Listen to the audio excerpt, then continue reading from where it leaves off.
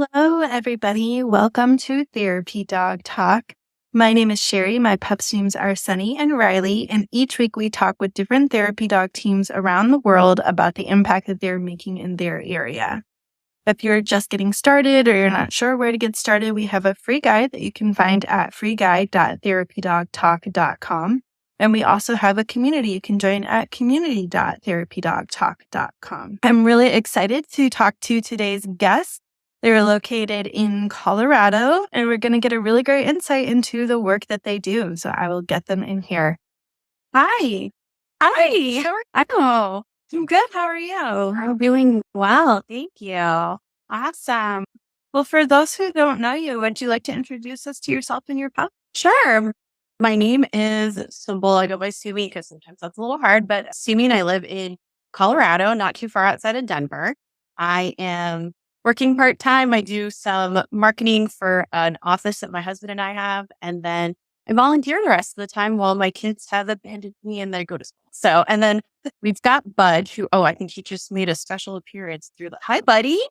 This Budge is a 3-year-old English Bulldog who has been certified as a therapy animal with Alliance of Therapy Dogs for the past almost a year.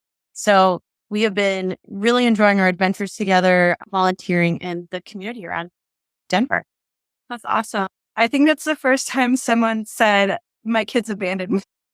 We're just kind of like, we did the pandemic thing and we stayed at home. I was at home with them for a year and a half, and Budge was actually our pandemic puppy. We had been on lists and lists and lists in the Denver area trying to get a rescue animal. And they were it was a great problem to have. They were super long, but we just couldn't find anybody. And finally, one of the residents that my husband worked with was like, I got my bulldog from this great breeder out in Colorado. And we contacted them and they had puppies, and we decided, okay, we'll get a puppy. So he was our pandemic puppy. And I think he got really bored staring at my face all day once the kids went back to school.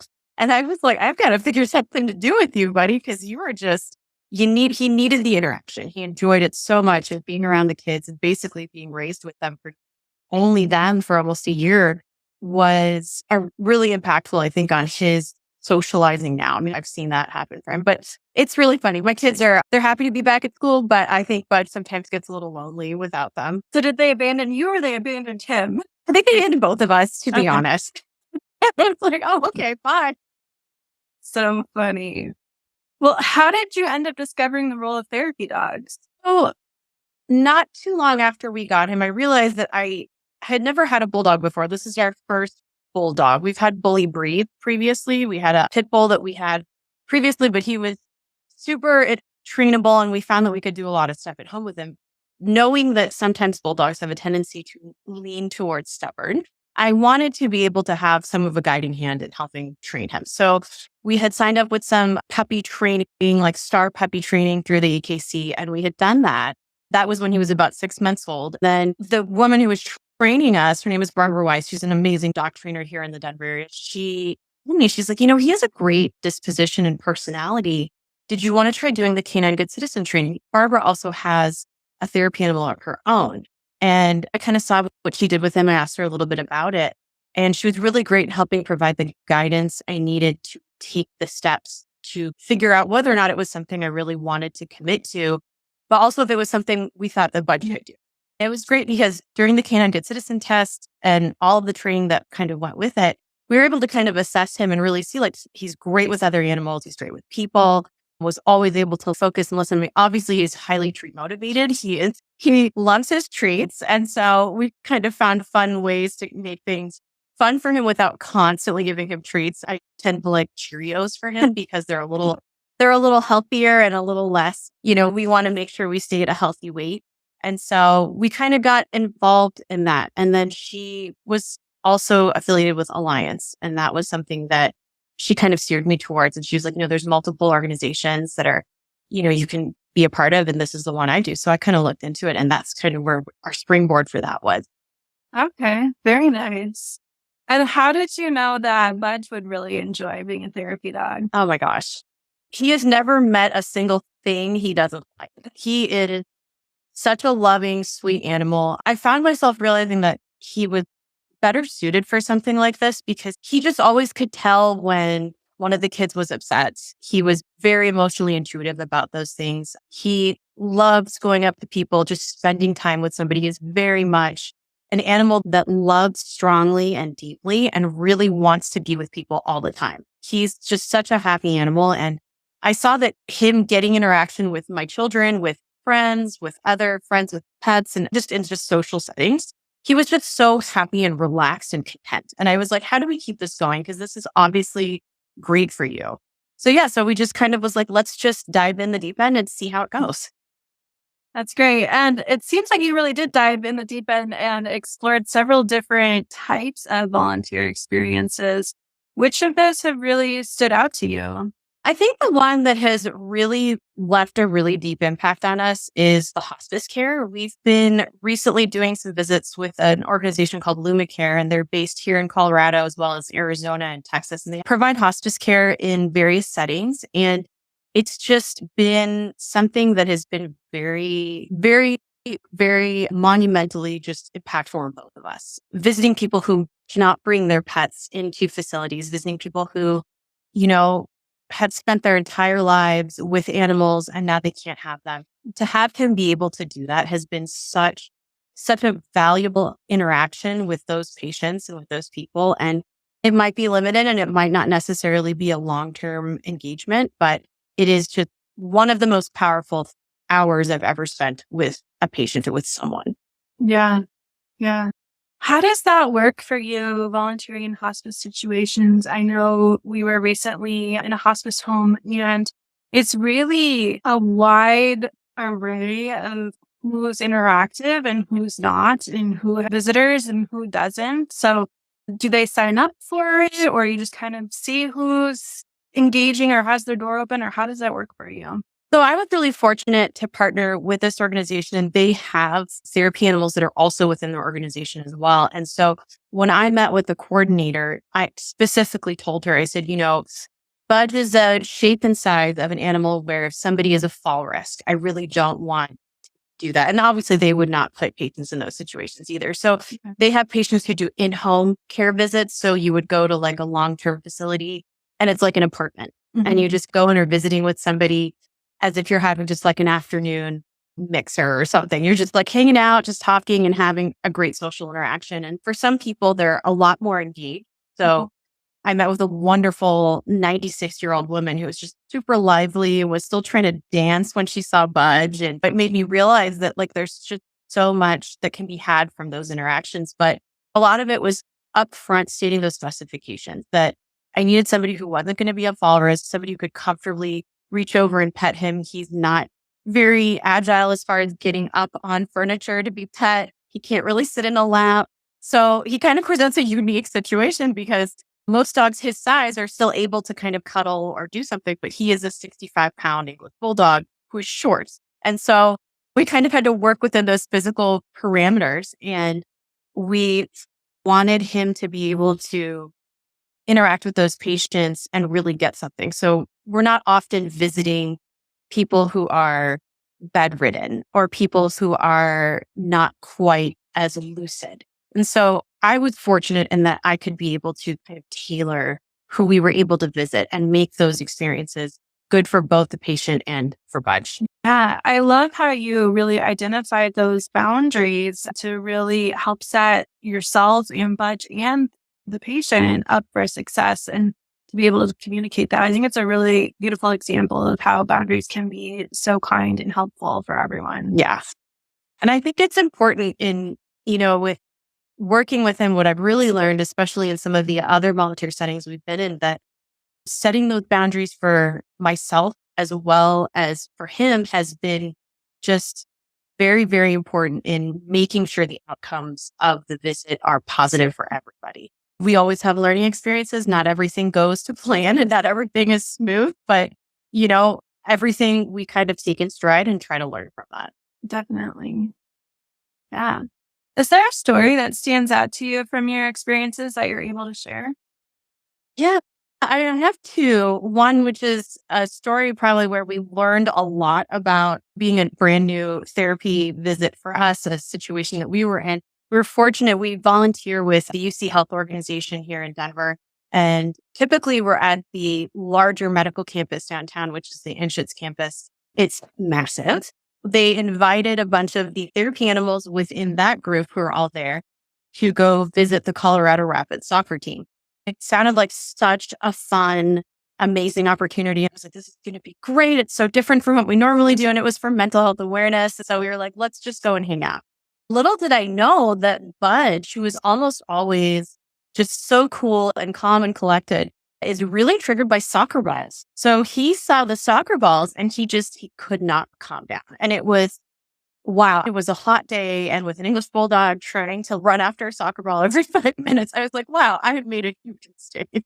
He was still so sweet and friendly. And I think once he got that initial idea out of his mind that he's like, well, I'm not allowed to play with the balls. Then he was like, okay, fine, I guess I'll be human.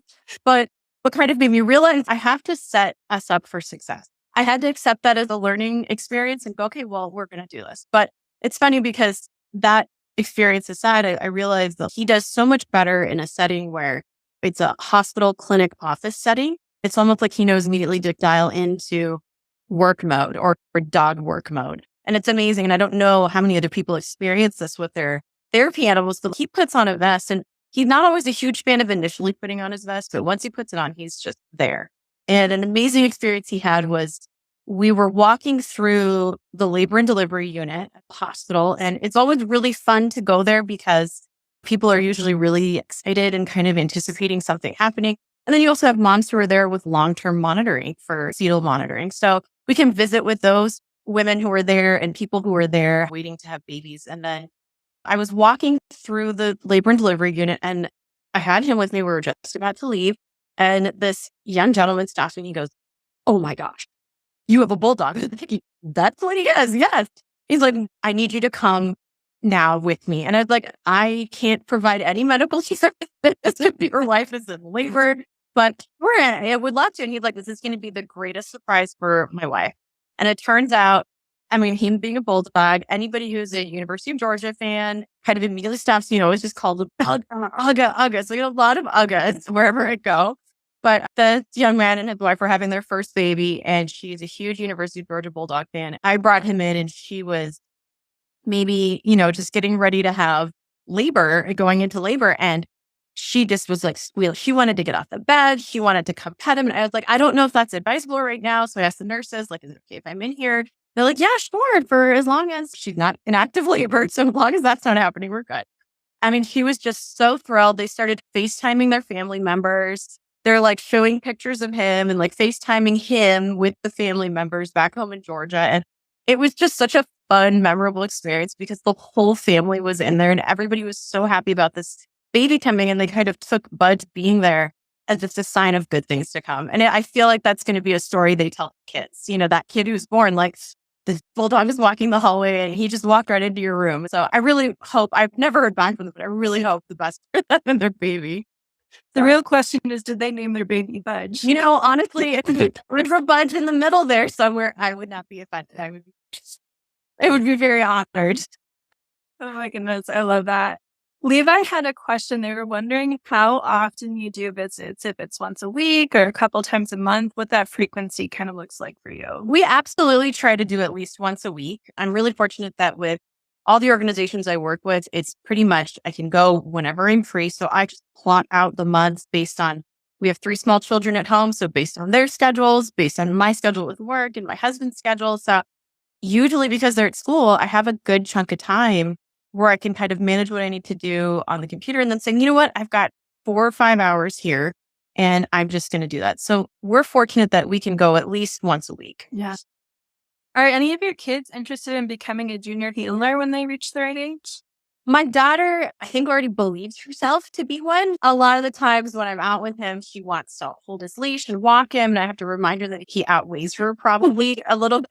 But he's such a great animal. And I think that he has had such a positive experience on the kids' interactions with animals as well. And I think volunteering with him, they recognize that there's something so important in being of service to your community. And in some way, space, or form, I wanted them to see that, yes, mom works and mom has kids and mom takes care of you, but we also want to do something for this community that we live in and for other people. Yeah. And I think they've recognized the value in being able to volunteer and be a part of a volunteer community. My daughter, she absolutely wants to do something with dogs. She has an allergy. So it's really funny because this poor kid, she has not allergic to Budge, but I think she would be so thrilled to be able to do junior handling. So once she's old enough, I'm sure that's something we'd love to get into.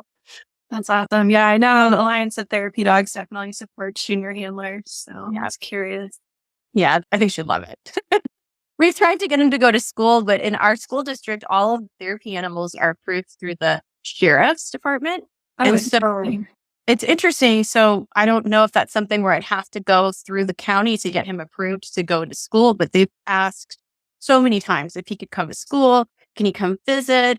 He's part of the DENCATS airport team too. So they've handed out all of his cards. I'm pretty sure every kid has a card at school at this point. So it would be great to do that with more visits to school. I mean, it's pretty cool to have a pet who has a trading card. So it was really funny because when they did his photo shoot for the trading card, I was like, oh, this will be interesting with like a real photo shoot setup and a backdrop and everything. And he just sat there and just took gorgeous pictures, and his trading card came out and we just could not stop laughing because he's such a hand. Like, he loved it. People at the airport love taking pictures with him, selfies and all of the things. And the card is just so funny. And I did not realize how many people collected the cards. Like, I didn't realize they were just such a thing.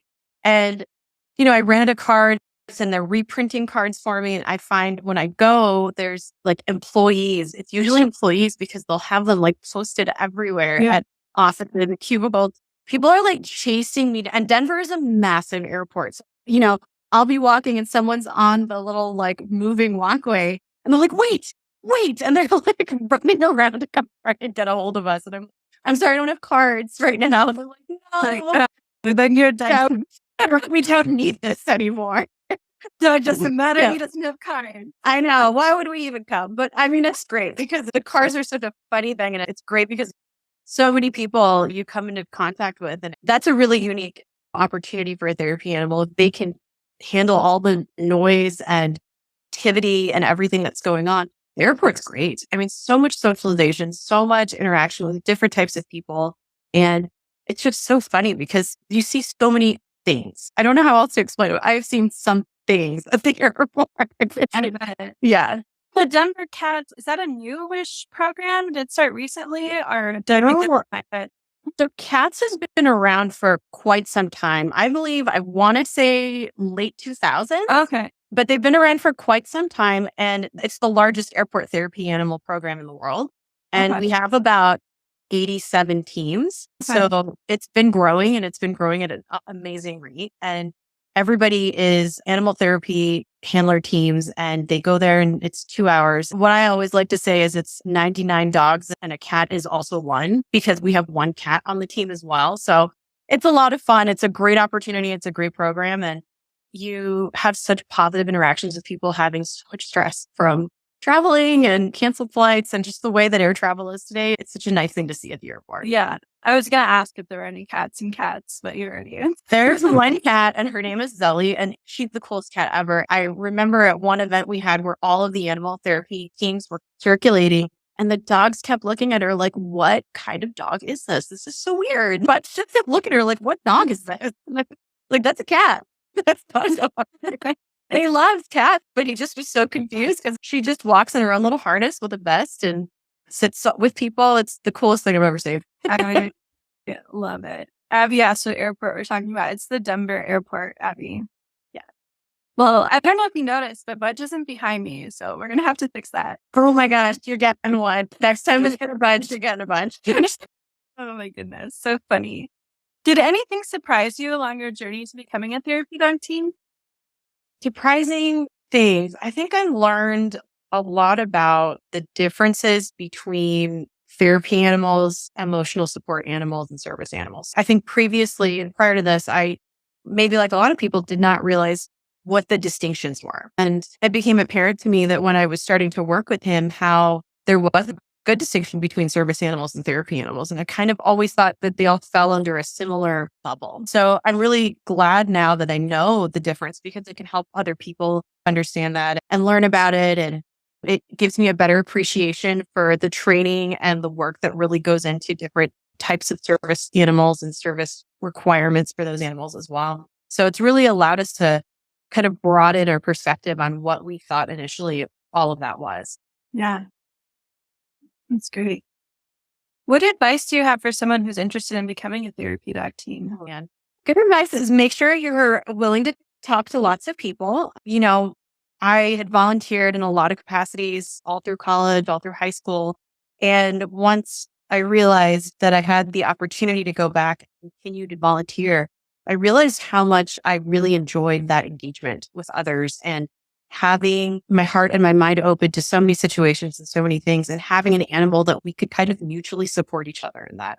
And it always sounds funny because my husband was always like, you have a really good relationship with this dog. And I'm like, I don't understand it. We've had pets before, and he was very much an animal that I wanted. We had a connection, and I realized that we had this connection, and that it was something that when we put it out there, it was something that was very meaningful, and it helped us both kind of express our need to be social. I'm a social person.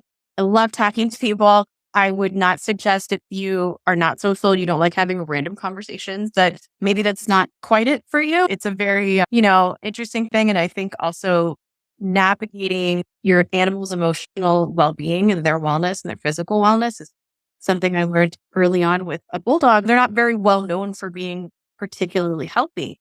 And I think one thing I wanted to do with him was have him be in an environment where it was climate controlled, where he could get exercise and do things, and he wasn't outside struggling in the heat. And he could take a rest or a break if he needed to. People could still engage with him, and we could be on our own, and it wouldn't be a big deal. So there was a lot of things that I took into account. I think it was the time, the dedication, and the mental, emotional capacity to be able to do that with someone. And I do think there's times when we do take breaks, because sometimes you just need a break from it. But it's been super rewarding, and it's been one of the most wonderful things to do with him together. I think he thinks every time we go out, we're going to volunteer. So I'm like, no, it's the best. Sorry. But I think it's really the social aspect. You have to be okay with having interesting, inane, weird conversations with people sometimes. And especially in a medical setting, like, people really want to talk about the things that are going on with them, the things that are bothering them and hurting them. I mean, obviously, I'm not certified as a therapist to speak on anything. So I just want to be there and listen and be a shoulder to cry on if necessary, or a hug, or just be there for people. And I think that's taught me a lot about human nature and given me a really positive outlook on people in general. Yeah, I love that. Is there anything, I know you kind of hinted at it a little bit, but is there anything you really had to take into account based on him being a bulldog when volunteering? I think the biggest thing was his size. So a lot of places where we visit, especially the hospital, they'll be like, oh, the dog can sit on a couch. And if the patient is able to come sit, you can pet, but he can't get up reliably on the couches. I've thought about taking a stool or some kind of portable step stool system with me, but it's cumbersome with having to carry that around everywhere. I don't have my hands available. And I just didn't want to do that. So we kind of have figured out ways to be in positions and kind of navigate and put him and place him in such certain positions with people that it's still safe for everybody, for them to interact and have him be comfortable as well. And I think also for bulldog, they overheat so easily. So I'm always walking around with a bandana that I can soak down and get him cooled off, or a water bottle and a collapsible water bowl, just so that every couple of minutes, if he needs a water break, he needs a water break. But I think being able to work inside of facilities where it's climate controlled and temperature controlled has really made it a positive experience for him. He's just a happy-go-lucky guy, and I think he'll just happily do whatever is asked of him. And I just try to make sure that I keep it within the boundaries of what he's comfortable with, physically and emotionally. Yeah. Awesome. Well, Sumi, is there anything else that you wanted to share while you're here? Yeah, I kind of wanted to know if people had different experiences. Like, I guess my question for you would be, with your experiences with what you do, because you do animal assisted therapy, correct? So it's like play therapy. That's what we're working towards. Yeah, we're not there yet. Yeah. Okay. So almost. So how would you suggest doing something like that with an animal like Budge, where he's kind of new? I mean, I'm always looking for new opportunities and new ways to hone in our skills, because I feel like we do a lot of things right now that are broadly based. And I wanted to find something that we could really focus on that is his specialty, and something that he would excel in. Yeah. Are you talking about in general or specifically within animal assisted therapy? I think in general, but I'd love to hear about animal assisted therapy too. Yeah, in general, I find that it's best to really pay attention to what he enjoys, like what his natural behaviors are and where he naturally excels, and then kind of follow those threads until you find that special area where he just really lights up and can use his personality and his skills to really thrive, which is kind of big, but it's because every dog is different. If you are interested in animal assisted therapy, there are therapists who work with volunteer dogs. So it's just a matter of getting connected with one who does that. There's a lot of different organizations that do. I don't know if ATD specifically connects with therapists. I know that Pet Partners does, but you can ask ATD. They may. I just don't know for sure. Pet Partners definitely talks about that like diamond model of connection where you have a therapy team come in addition to the client and the therapist. And I know that they do that through AAAIP as well. But I don't know specifically through Alliance of Therapy Dogs, but I know ATD teams that do it. Maybe just ask them how you could get involved with therapists in your area or reach out to see if there's any animal assisted therapy providers or professionals in your area and see if they are looking for more teams to work with. Yeah, that would be great. I think it's an amazing opportunity to be part of that kind of system where you can integrate into that and really, truly help someone alongside a professional to help them with whatever they need help with as far as therapy. So yeah, and teams do that all the time. We've talked to several teams on here. I know in the episode with Ricochet, we talked about it. And the episode with Nicole and Maggie, we talked about it. So there are definitely many volunteer teams who work with professionals to really help their clients with their animals. that's great. Thank you. Yeah, for sure. Awesome. Well, it was really great talking to you and getting to know your story with Budge. If people want to find you, what's the best way for them to reach out? Best way is through our Instagram, which is just he's at Budge the Pudge on Instagram. And he also has an email, which is therapybudge@gmail.com. So if anyone is interested in having us be involved in their organization, we're happy to check it out. Awesome. So, and that's in the Denver area, right? That's correct. That's in the Denver area. Awesome. All right. Well, thank you so much. I hope you two have a great day. Thank you. You too, Sherry. Take care. You too. Bye.